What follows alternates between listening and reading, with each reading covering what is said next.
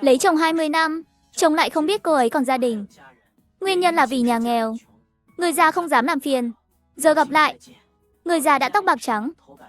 Anh, Tiểu Ngọc. Tiểu Ngọc, đúng là anh của em sao? Tưởng cả đời này em không về nữa chứ.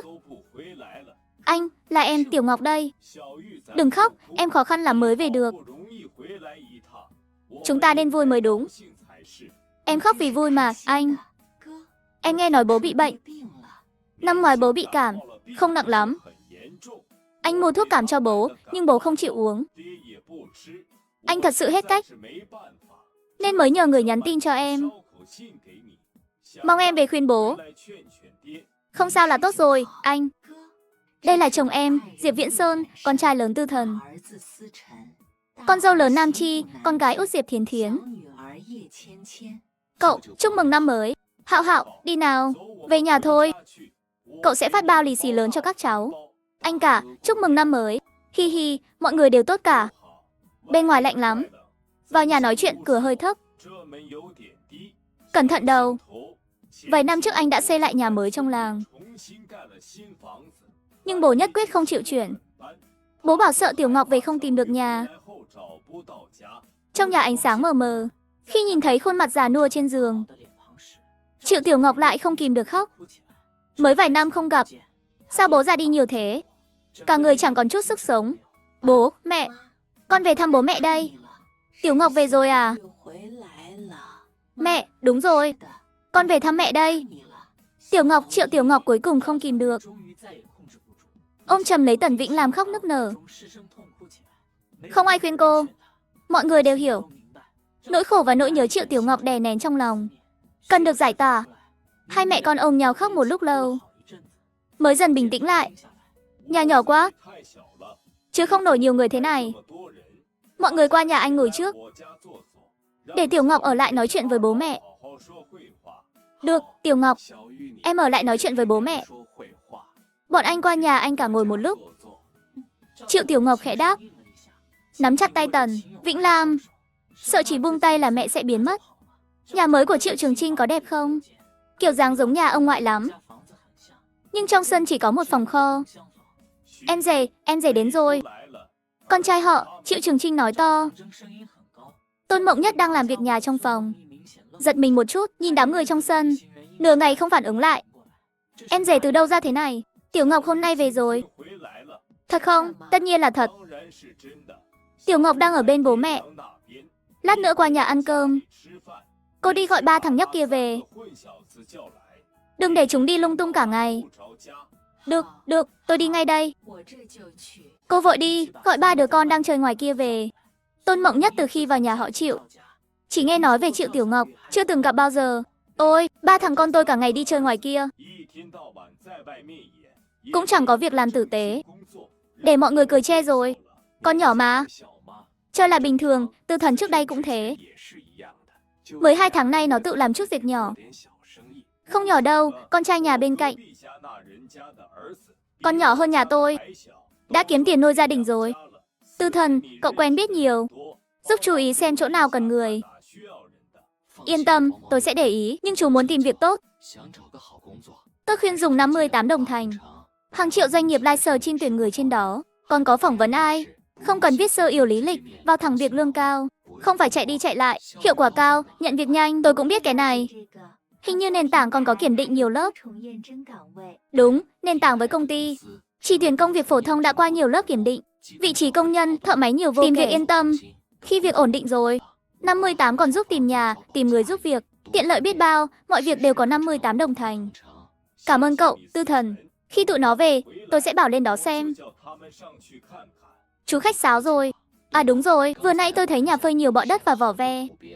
Chú, cái này để làm gì vậy? Công xã bên này vài năm nay vẫn thu mua dược liệu. Nhà mình đông người, tiền công điểm của đội sản xuất chẳng đủ ăn, nên tôi dẫn mấy đứa em họ cậu lên núi đào bọ đất, kiểm tra mấy căn nhà này. Đều là tiền đào bọ đất mà xây lên được. Hình như có chuyện này thật. Công xã bên chúng tôi cũng thu mua đủ loại dược liệu. Trước đây Tư Thần ngoài việc bắt trồn, cũng nghĩ cách kiếm tiền khác. Bán dược liệu thì cũng từng làm, dù là đào bọ đất hay nhặt vỏ ve. đều không phải việc nhẹ nhàng. Mọi người trò chuyện một lúc, Tôn Mộng Nhất cuối cùng cũng gọi được 3 đứa con về. Khi nhìn thấy chúng, Tư Thần lập tức hiểu tại sao nhà họ Triệu dựa vào đào bọ đất mà kiếm tiền. 3 đứa em họ này đứa nào cũng khỏe mạnh, nhìn chỉ nhỏ hơn Tư Thần một chút. Đây là con cả, Triệu Tự Hào, nhỏ hơn Tư Thần 2 tuổi. Đây là Tự Hào và Tự Minh, hai đứa này là song sinh, nhỏ hơn Tư Thần 3 tuổi. Tôn Mộng Nhất cười tươi giới thiệu 3 đứa con trai với mọi người. Nhà họ ở Triệu Gia Hà không phải giàu có, nhưng có 3 đứa con trai trong đội, chẳng ai dám coi thường nhà họ. 3 đứa con trai là chỗ dựa của cô. Nhưng Tư Thần trong lòng đã dậy sóng. Anh đối với 3 cái tên anh em nhà họ Triệu quả thực như sấm bên tai. Lúc đầu họ chặn đường cướp trên quốc lộ, một cây gỗ to không biết chặn bao nhiêu xe tải.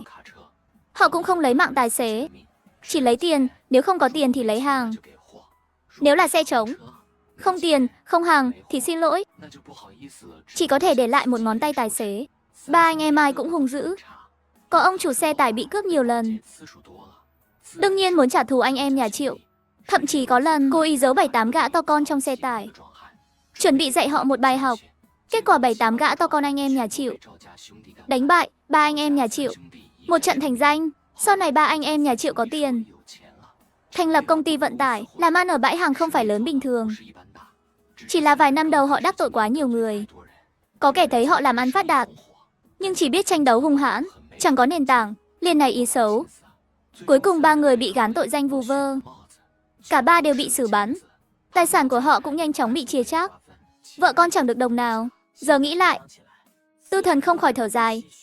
3 anh em nhà Triệu chữ lớn biết không nhiều, mà làm ăn vận tải tốt như vậy, cũng có chút bản lĩnh. Chỉ tiếc họ có dũng mà không mưu, nên mới rơi vào kết cục sinh tử. Nghĩ đến đây, Tư Thần ngẩng đầu nhìn 3 anh em nhà Triệu. Cũng không biết sự xuất hiện của mình liệu có thay đổi số phận của 3 anh em nhà Triệu. Nhưng Dạ Cảnh Xuyên cũng có nỗi lo riêng. Giờ họ như ngựa hoang chưa thuần. Anh muốn dùng họ, còn phải thử thách kỹ. Mấy người lớn trò chuyện trong sân, mấy đứa nhỏ rất hiểu chuyện vào phòng. Trong lúc trò chuyện, Tư Thần chủ động kéo câu chuyện sang đào bọ đất. Người khác một ngày đào không được bao nhiêu bọ đất, nhưng tôi có bí quyết. Một ngày xuống tay, có thể hơn người khác ít nhất 10 mấy 20 cân. Triệu Tự Hào nói về đào bọ đất, mặt đầy vẻ đắc ý. Nhìn khắp đội Triệu Gia Hà, chẳng tìm được ai giỏi hơn cậu ta. Bí quyết gì? Cái này đơn giản lắm. Dùng que sắt cắm vào đất là biết trong đó có nhiều bọ đất hay không. Bọ đất thích đất tơi xốp. Đất càng tơi, mùi càng khó ngửi, bọ đất bên trong tự nhiên càng nhiều. Que sắt cắm vào, cứng ngắc, thì chắc chắn không có bọ đất. Sau này cậu không sợ tôi học bí kíp của cậu, đào hết bọ đất trên núi, để cậu chẳng còn gì đào. Không sao, cậu là anh họ tôi. Dù có để tôi dẫn cậu lên núi đào bọ đất cũng được. Tôi nói cậu nghe, trên núi bên cậu bọ đất thật sự không nhiều. Rừng thông bên này lớp lá thông dày, chỗ đó bọ đất mới nhiều. Trong đội nhà này không ít người thấy nhà tôi đào bọ đất kiếm tiền, họ cũng theo tôi đi đào.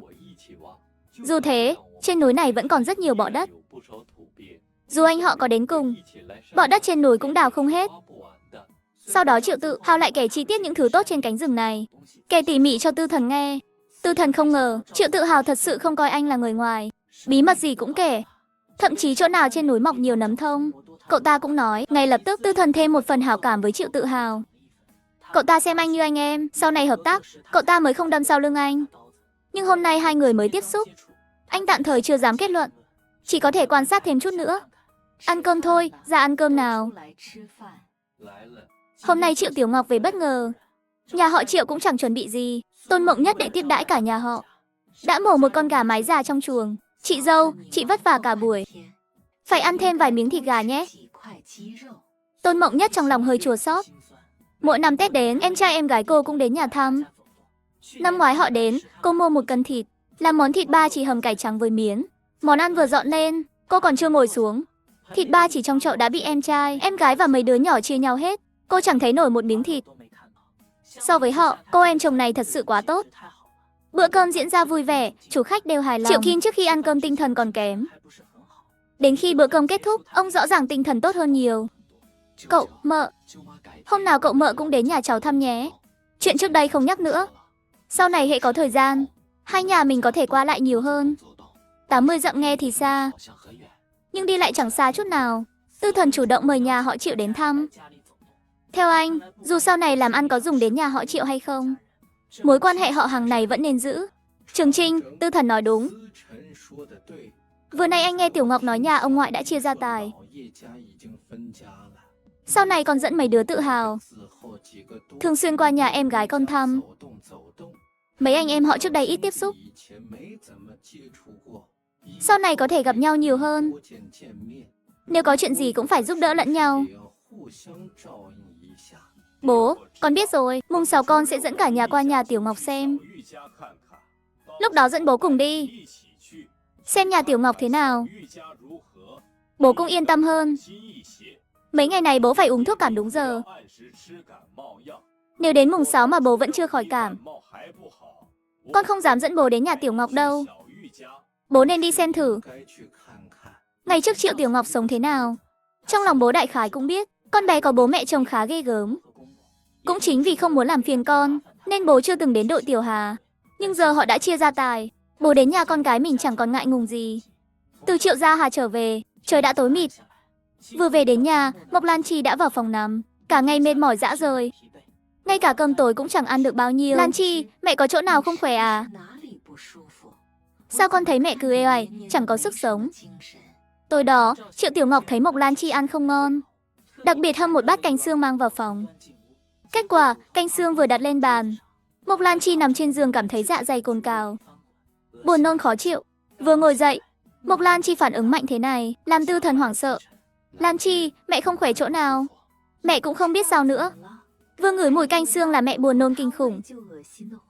Hôm nay mẹ cũng chẳng ăn linh tinh gì, hay là viêm dạ dày? Viêm dạ dày gì chứ? Theo bố thấy, Lan Chi này là có thai rồi, con đi gọi chú Càn Khôn qua đây. Bắt mạch cho Lan Chi xem thử.